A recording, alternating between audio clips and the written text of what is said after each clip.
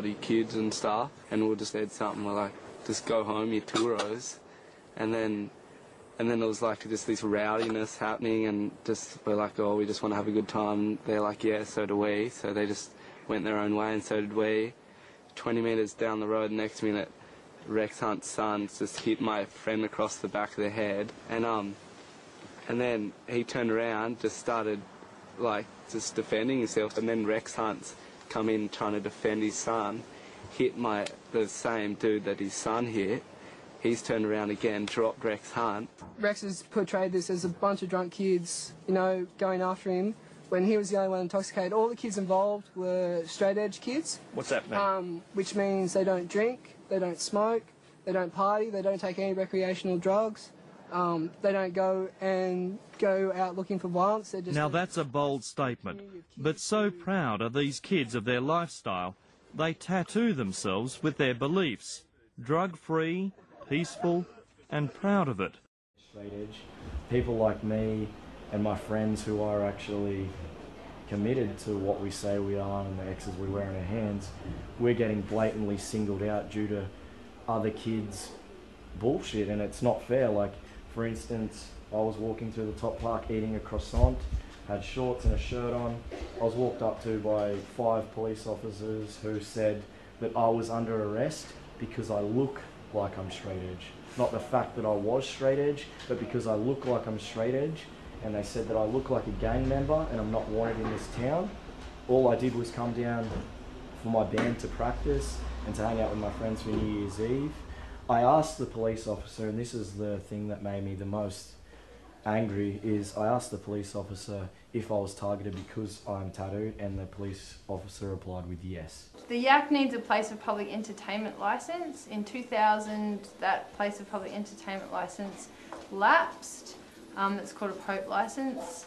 So council were notified last year of another part of council's intention to shut the Yak down, but they didn't tell anyone who works at the Yak about it, and then a notice was served because we don't have the Pope licence, and it's saying that if there's any more shows here, the people who organise it are personally liable for any damage incurred to anyone. So if someone injured themselves, it would be like the event organiser's responsibility. I think it's gonna, if anything, do worse for the scene in Byron Bay due to the fact that a lot of these kids are out on the street causing shit or whatnot because they don't have anywhere to go. And a place like this gives kids somewhere to go. It gives them a home where they won't be standing on the streets annoying the locals. They'll be at a hardcore show participating in something that has a meaning, has a heart, rather than standing in a park throwing stuff at someone being stupid. Pretty much without this venue we wouldn't be a band. Without this venue we wouldn't be able to tour, we wouldn't be able to do anything. Here there's nothing aimed for young people here, everything is for the tourist, everything's aimed at tourists, it's priced for tourists, and the cops treat kids like, you know, they get in the way of that.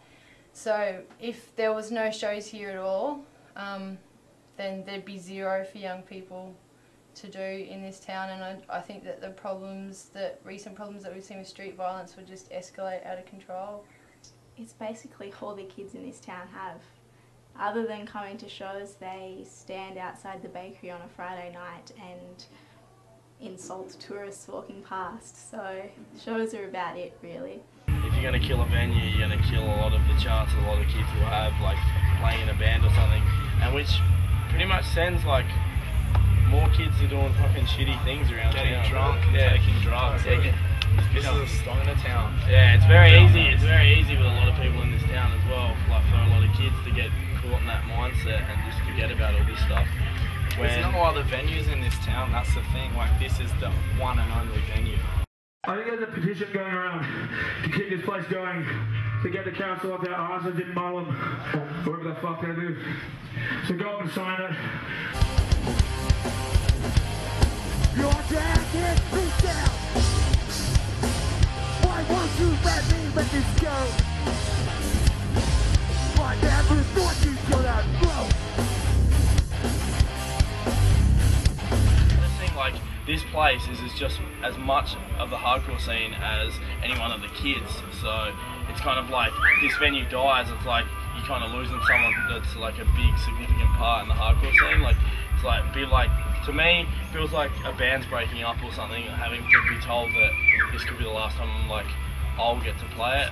So It's fucking sad. yeah, it's actually really sad. And now they're just getting rid of it. Kids are just going to go back to the streets, smoking drugs, doing nothing else. We'll get more rowdy on the streets. I certainly agree with the sentiment that there isn't enough for young people to do, and I think there's a real vibrant young community here, and if given the proper opportunities and the proper tools, whether it be a venue or an opportunity to show their skills as bands or theatre, I think we'd be amazed at the quality and the successes that would come out of this town.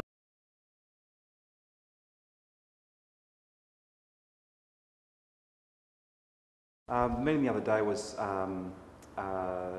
basically to meet some of the kids who are going to be using the space. Is this a fit stage? Well, it doesn't have to be, but the thing is, if it's in removable pieces, they've got to be put somewhere.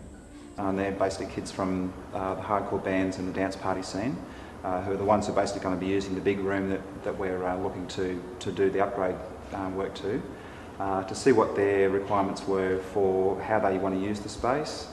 Kids standing there that watching the show, like the mosh pit is usually around here. The council, the manager who's responsible for all of the council's building assets, and he's right on side. He wants to get it open. I mean, he knows he's the one who's been receiving all the flack from the kids, abusive messages, and I mean, they're really upset. They're really upset. So he's the one who's in the hot seat, as it were, and he's quite keen to get it up and running again. And I haven't heard any indications that there's any opposition to it at all. There are issues, like I said, about the sound. But if they've been dealt with, then I'm sure a lot of people in the community will be on side with it. So that's the impression that I've had, is that everyone's very positive.